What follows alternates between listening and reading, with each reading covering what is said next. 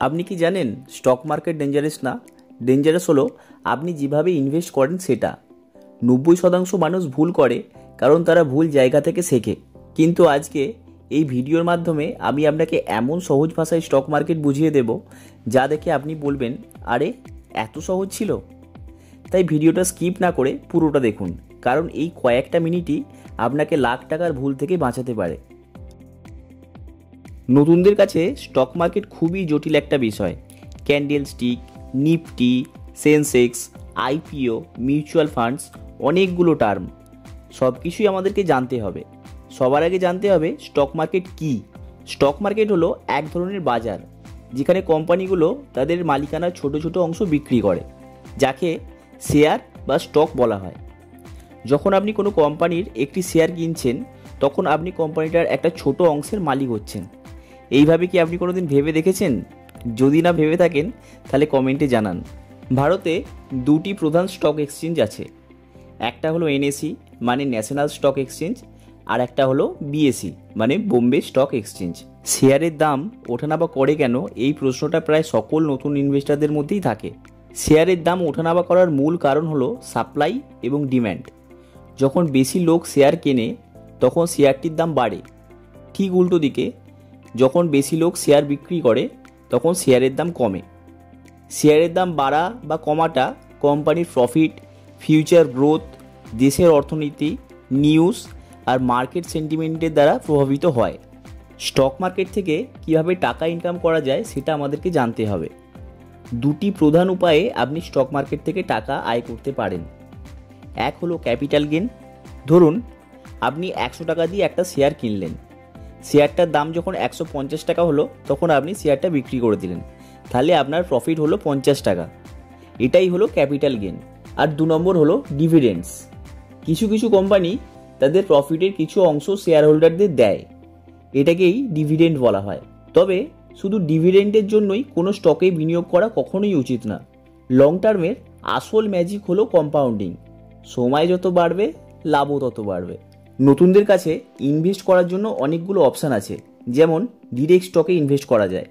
Direct স্টকে invest করলে সবথেকে বেশি রিটার্ন পাওয়ার চান্স থাকে। তবে ডিরেক্ট স্টকে ইনভেস্ট করার রিস্কও আছে অনেক, তাই প্রপার রিসার্চ ছাড়া কখনোই ডিরেক্ট স্টকে ইনভেস্ট করা উচিত নয়। মিউচুয়াল ফান্ডেও ইনভেস্ট করা যায়। মিউচুয়াল ফান্ড হলো বিগিনার্সদের জন্য বেস্ট একটা অপশান। মিউচুয়াল ফান্ডস এক্সপার্টরা ম্যানেজ করে। এখানে রিস্ক কম, তবে রিটার্নও ডিরেক্ট স্টকের তুলনায় অনেকটাই কম। আপনি এসআইপিও করতে পারেন। এসআইপি হলো স্যালারিড পার্সনদের জন্য বেস্ট একটা অপশান। প্রতি মাসে আপনার স্যালারি থেকে একটু একটু করে ইনভেস্ট করুন আর লং টার্মে ওয়েলথ তৈরি করুন। ইন্ডেক্স ফান্ডস বা ইটিএফেও ইনভেস্ট করা যায়। ইন্ডেক্স ফান্ডস বা ইটিএফও নতুনদের জন্য বেস্ট একটা অপশান। ইন্ডেক্স ফান্ডে ইনভেস্ট করা মানে ডিরেক্ট মার্কেটে ইনভেস্ট করা। ধরুন আপনি নিফটি 50 ইন্ডেক্সে বিনিয়োগ করবেন, মানে দেশের টপ 50টা কোম্পানি দিয়ে তৈরি ফান্ডে আপনি বিনিয়োগ করবেন। তাহলেই ভাবুন রিস্ক এখানে কতটা কম, তবে রিটার্নও খুব বেশি হবে না। ইনভেস্ট করতে গেলে আপনাকে সবার প্রথমে একটা ডিম্যাট অ্যাকাউন্ট খুলতে হবে। জিরোধা, গ্রো, অ্যাঞ্জেল ওয়ান সবগুলোই ভালো ব্রোকার। নিচে ডেসক্রিপশানে লিঙ্ক আছে, আপনার যেটাই ভালো লাগবে সেখানেই অ্যাকাউন্ট খুলুন। কেওয়াইসি কমপ্লিট করার পর অ্যাকাউন্টে টাকা অ্যাড করুন, তারপর স্টক বা মিউচুয়াল ফান্ডে ইনভেস্ট করা শুরু করুন। ব্যাস, এখান থেকেই আপনার শেয়ার মার্কেটে জার্নি শুরু। নতুন ইনভেস্টারদের ভালো স্টক খুঁজে পেতেও সমস্যার মধ্যে পড়তে হয়। এই সমস্যার সমাধান এই ভিডিওটা থেকেই হয়ে যাবে। একটা ভালো স্টক আইডেন্টিফাই করার জন্য আমাদেরকে আগে কোম্পানিটাকে জানতে হবে। কোম্পানির ফান্ডামেন্টাল প্লাস টেকনিক্যাল দুটো পার্টি আমাদের অ্যানালাইসিস করতে হবে। কিভাবে রাইট স্টক পিক করবেন সেটা নিয়ে একটা ভিডিও এই চ্যানেলে আছে, লিঙ্ক আমি ডেসক্রিপশানে দিয়ে দেব।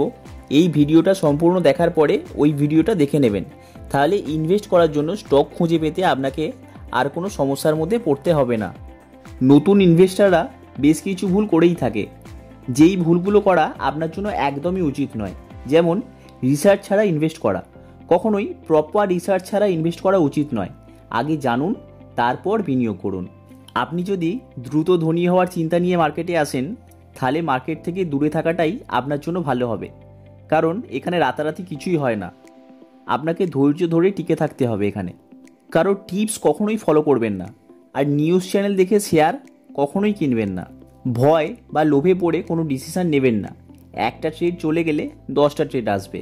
সবসময় মনে রাখবেন, প্ল্যাটফর্মে দাঁড়িয়ে থাকা ট্রেনে ওঠার থেকে একটা চলন্ত ট্রেনে ওঠাটা অনেক রিস্ক। সব টাকা কখনোই একটা স্টকে ইনভেস্ট করবেন না, টাকাটা সবসময় ডাইভার্সিফাই করার চেষ্টা করবেন। মার্কেটে তারাই জয়ী হয় যারা ধৈর্য ধরে থাকতে পারে।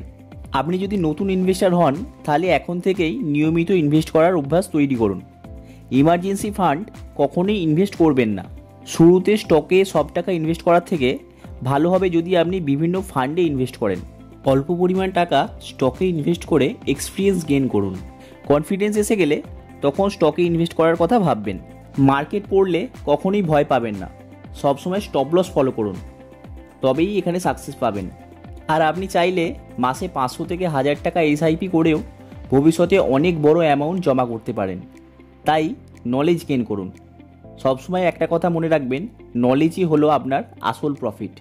ভিডিওটা ভালো লাগলে লাইক করুন, কমেন্ট করুন আর সাবস্ক্রাইব করে বেল আইকনটা প্রেস করে দিন। কমেন্টে জানাবেন পরের ভিডিওটা আপনি কোন টপিকে চান। ধন্যবাদ।